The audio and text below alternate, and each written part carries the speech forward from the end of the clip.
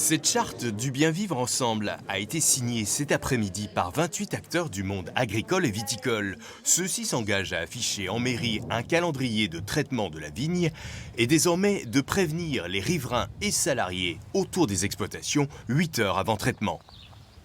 Autour de Bordeaux, on sait que la pression urbaine augmente. Plus on s'éloigne de Bordeaux, plus on va dire moins c'est compliqué.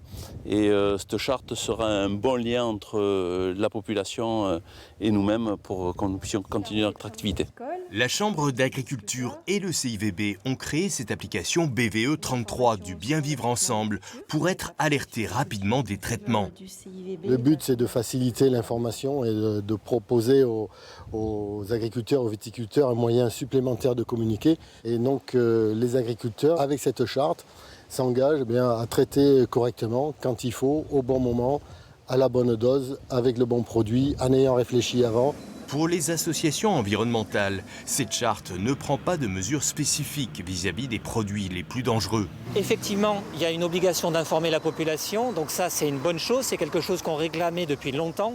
Jusqu'à présent, toutes les personnes qui ont demandé d'avoir accès à la nature des produits qui sont épandus se sont vues refuser cette information-là.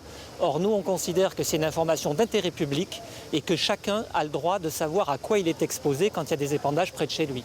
Pour la représentante des salariés viticoles, cette charte est nécessaire pour renouer un dialogue entre riverains et exploitants. Aujourd'hui, rien que le fait de voir un tracteur provoque déjà de l'agressivité. Il faut arriver à se comprendre, dépassionner les débats si on veut vraiment pouvoir aller les uns vers les autres. Il faut de toute façon qu'on vive ensemble, on n'a pas le choix.